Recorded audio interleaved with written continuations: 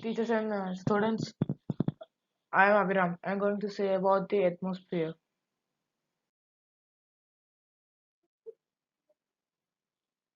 Atmosphere. Atmosphere surrounds our planet Earth, just like the peel of an orange surrounds the fruit. It comprises a layer of gases that makes the Earth unique among all other planets. The atmosphere is held in place by the Earth's gravitational force. The atmosphere forms a protective layer around the Earth, protecting the life on Earth from the harmful rays of the sun.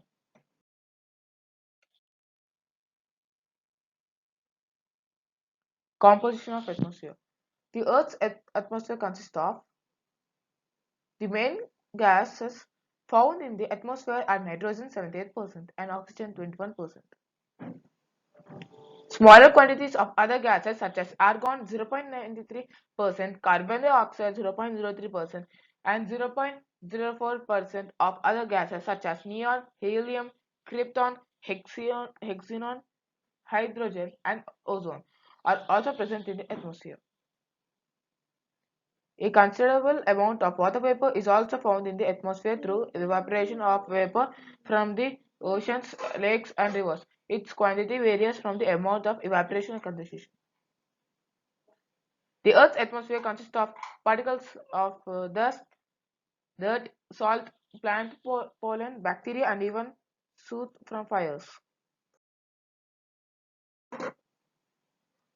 This is the image of the composition of it. Troposphere. The troposphere is the layer closest to the Earth. This zone extends up to height of about 16 kilometers at the equator and 8 kilometers meaning at the poles. The troposphere may contain a mixture of various gases in different proportions. The troposphere is the layer in which all life forms thrive. All weather and the climate changes such as fog, rainfall, lightning, cloud formations, snowfall, thunder, storms, and so on also take place in this layer.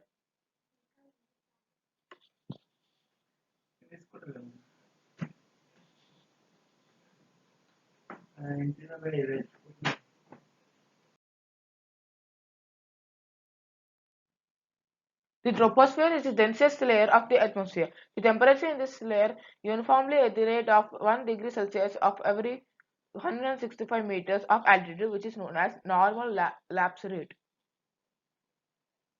The layer absorbs the maximum amount of heat radiated from the surface of the Earth and keeps the Earth warm at night. The troposphere acts as a boundary separating the troposphere from the stratosphere in the temperature stops decreasing, wherein the temperature stops decreasing. This is the image of the troposphere.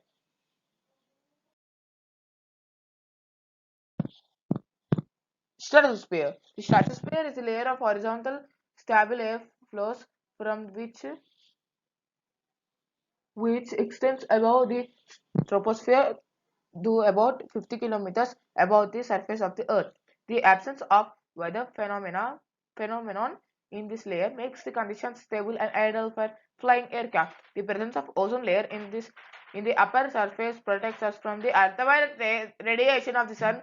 The ultraviolet rays can cause sunburns, various skin and eye diseases, and even cancer.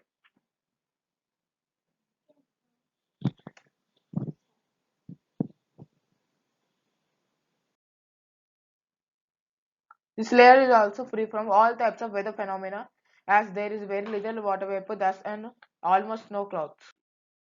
This is the image of the stratosphere.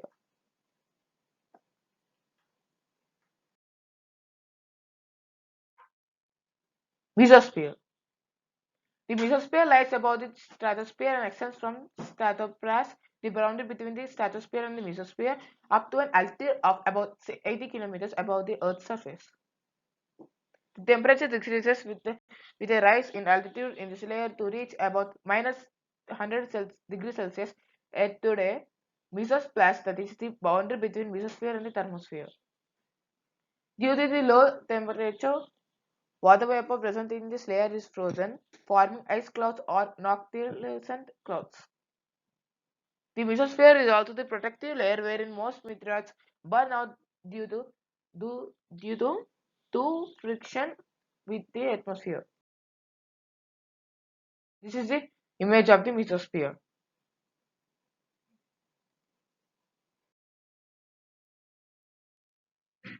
Thermosphere. The thermosphere lies above the mesosphere and below the exosphere, extending up to 400 kilometers above the surface of the Earth. The lower part of this layer is also known as ionosphere, due to the maximum concentration of electric charges, particles known as ions, which reflect radio waves back to the Earth, enabling wireless communication. The temperature in this increases with the rising altitude, especially in the lower part due to rise in solar system between the thermosphere and the exosphere lies in the thermoplast, the upper boundary of this layer.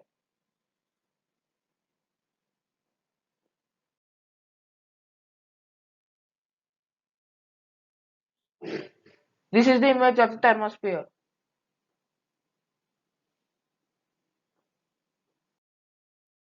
Significance of atmosphere. The atmosphere is extremely essential for the survival of life on Earth. Oxygen in the atmosphere helps to sustain life on Earth as well as aids the com combustion of fuel. Nitrogen is necessary for the growth of plants and is also used to produce various compounds which are useful to humans in a variety of ways. Carbon dioxide present in the atmosphere is absorbed by plants, which the plants use to make foods through the process of photosynthesis.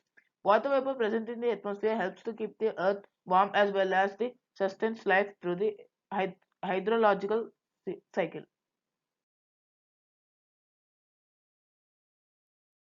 This is the image of the hydrological cycle, which is also known as water cycle. The dust particles in the lower atmosphere act as a condensation nucleus around which the evaporated moisture in the air condenses, leading to the cloud formation. Thus, it plays an important role in causing precipitation. Weather and climate. Weather refers to the day-to-day condition of the atmosphere in a particular area for a short period of time, with respect to elements such as temperature, pressure, humidity, wind, rainfall, sunshine, and cloud cover. It is dynamic and may vary from minute to minute or days to months. Climate, on the other hand, is the sum total of the atmospheric conditions of a large area over a long period of time. The time period varies from 30 to 40 years. The various elements such as temperature, pressure, humidity, wind velocity, precipitation, sunshine, and atmospheric phenomena such as fog, frost, and so on are taken into account.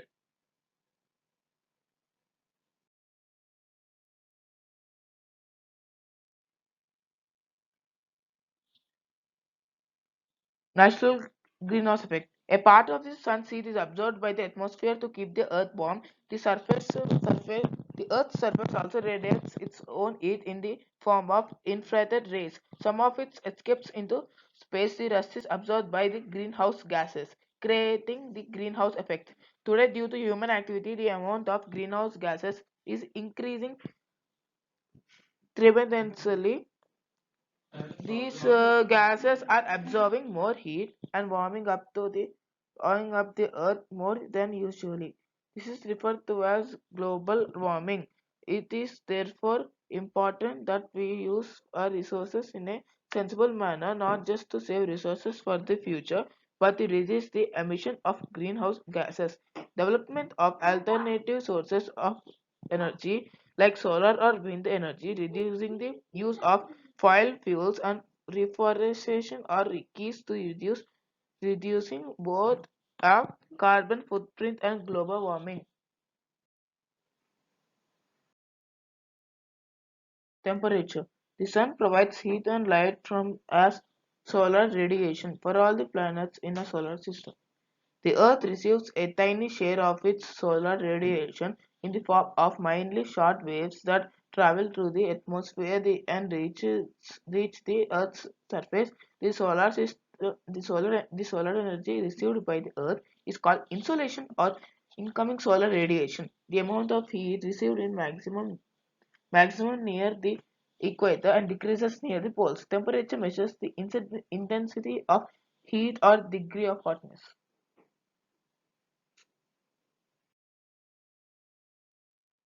Measure of temperature. Temperature is measured with the help of an instrument known as thermometer. It is expressed in units of degrees on the Celsius or Fahrenheit scale. This is the image of a electronic thermometer.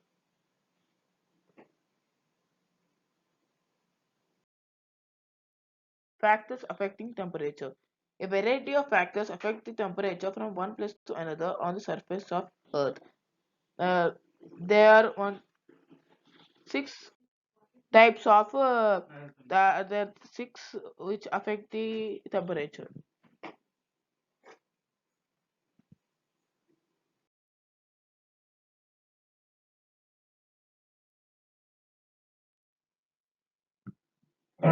Latitude. As the Earth's surface is covered and the sun's rays strike in at varying angles, there are variations in temperature from the equator to the poles. Latitude affects the angle of the sun's rays, the duration of daylight, and length of the atmosphere through which the rays pass. Hence, different in latitude causes different in temperature. Altitude. Temperature decreases with an increase in height at the normal lapse rate at 1 degree Celsius for every 165 meter of onset.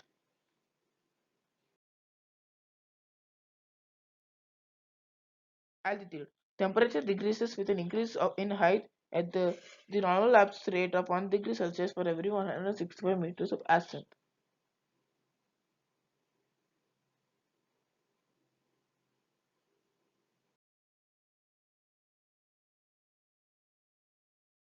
Distance from the sea. Distance from the sea. Water takes more time to absorb insolation and more time to radiate the same heat. Therefore, coastal areas enjoy a moderate and equable climate where summer heat is less intense and winter temperatures are milder. In contrast, places away from the sea are said to have extreme or continental climate.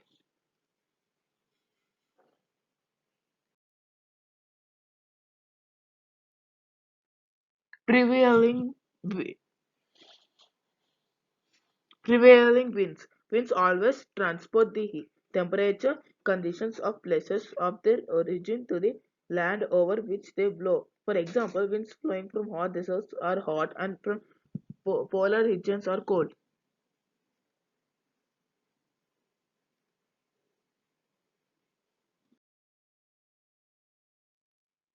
Ocean currents.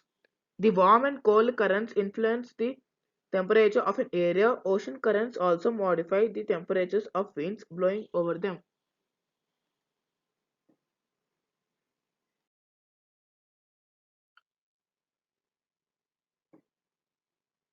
Slope of land. In the mountainous regions, the slopes in the southern receive direct heat of the sun and are warmer as compared to the slopes in the north that are often unsuited to agriculture.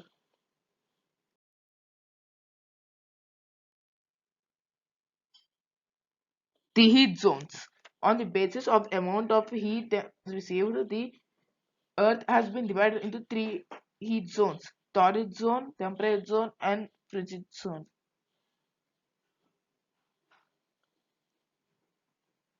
As you can see them over here, these are the zones.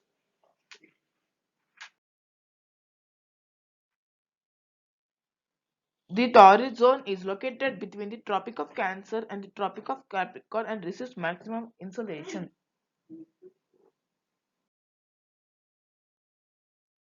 The temperate zone. The temperate zone lies between the Tropic of Cancer and the Arctic Circle in the northern hemisphere, and the Tropic of Capricorn and the Antarctic Circle in the southern hemisphere. Hence, the temperature is neither too hot nor too cold. The frigid zone. The frigid zone lies between the Arctic Circle and the North Pole in the northern hemisphere and the Antarctic Circle and the South Pole in the southern hemisphere. These are coldest regions of the Earth.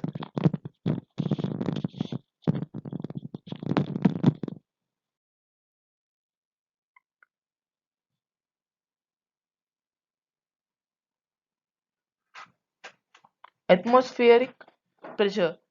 The pressure exerted on the Earth's surface by the weight of the column of air a- above it is known as atmospheric pressure or air pressure. The pressure of the atmosphere is maximum at the sea level and decreases with an increase in altitude.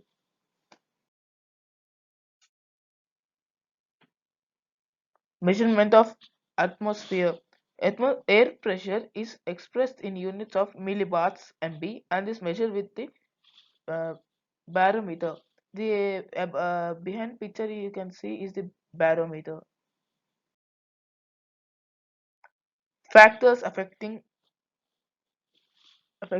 pressure. It's not blood pressure actually. A variety of factors affect the air pressure from one place to another on the surface of the earth. There are four factors that affect the pressure. First, altitude. As we go higher into the atmosphere, here is a denser here is decrease in density of air.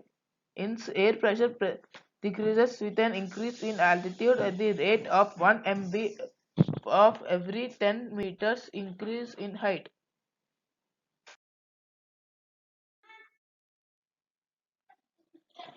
Temperature. With an increase in temperature, air expands, becomes lighter, and rises up towards producing low temperature on the surface of the Earth. Similarly, when surface temperature is extremely low, the air above is cooled, consequently contracts, becomes heavier and denser, causing high pressure. Moisture. Air contains water vapor in lighter than dry. Sorry. Moisture. Air containing water vapor is lighter than dry air. Hence, an increase in the moisture content in the atmosphere leads to decrease in pressure. Rotation of the Earth. The rotation of the Earth at times displaces the mass of air, causing a change in the pressure conditions of the area.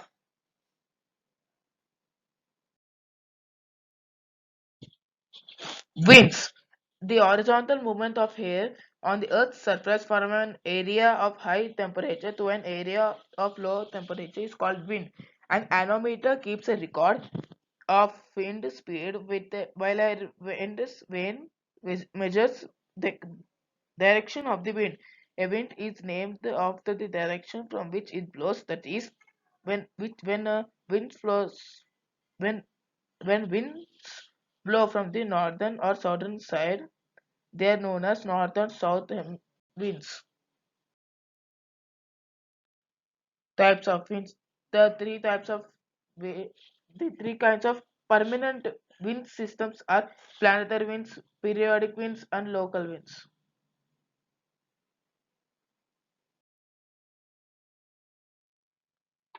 This is the image of planetary winds. This is the system.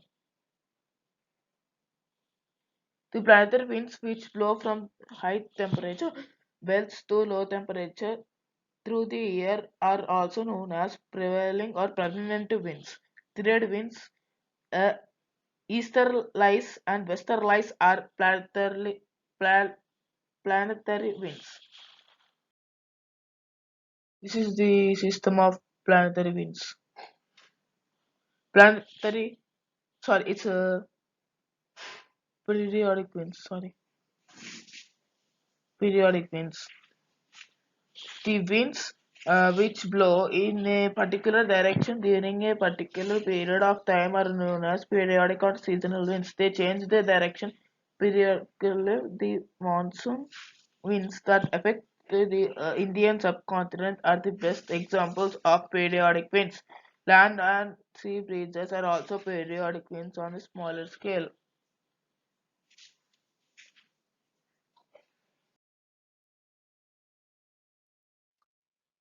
Local winds.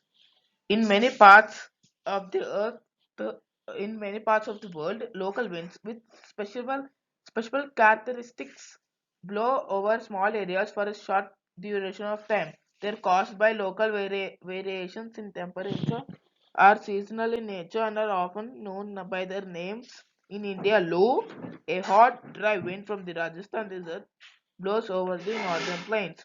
Some other winds include whirling masses of air that often develop into storms and are around low pressure systems.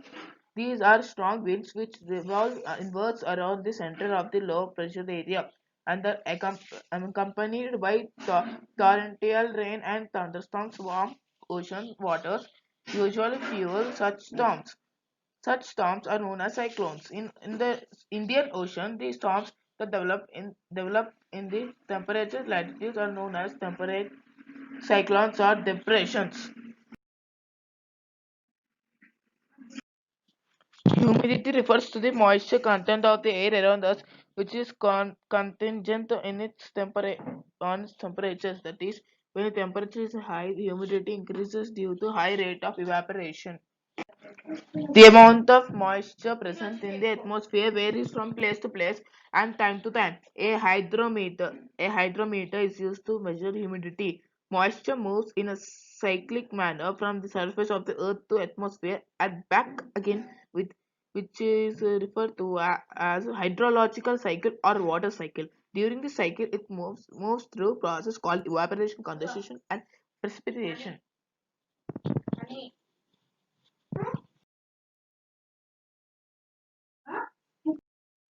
Evaporation.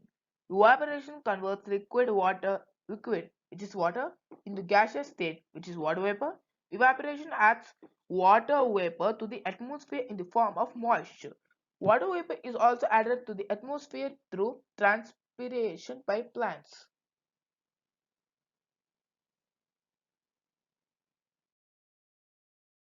Condensation. Once the air is saturated with moisture and cooling occurs, the water vapor in the air changes into tiny droplets of water or ice crystals which are formed around dust particles or smoke particles. This process is called condensation. It may occur in the form of dew, fog, frost, fog, mist, or clouds.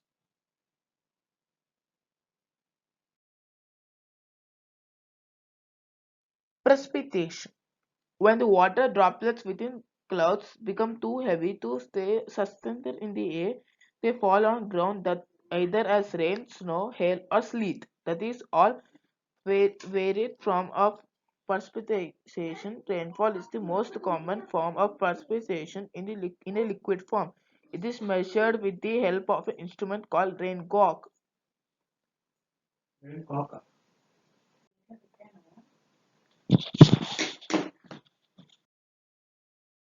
There are three types of precipitation are relief. Three types of precipitation there. So the first one is relief precipitation. When there is a mountain or highland in the part of prevailing winds, it forces the winds to rise as the air current rises or ascends along the mountain. It cools and condensates. It takes place. Finally, rainfall occurs.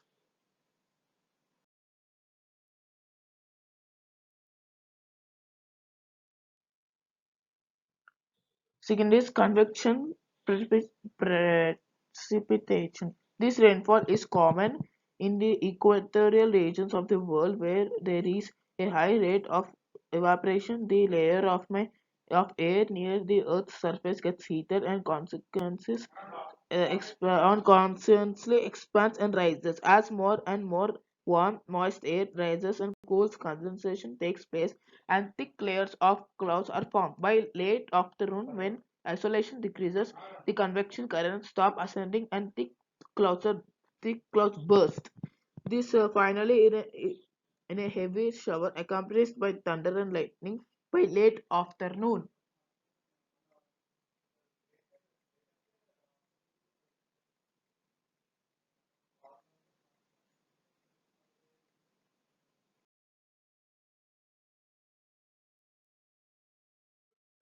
Cyclonic precipitation. The warm winds expand and being lighter rise over a heavier clouds winds that sink down below the temperature. Low temperature belts low temperature breaths. Cyclonic precipitation is a form of cyclones occur where the warm western lines meet the cold polar eastern lines. Thank you everyone for watching my video.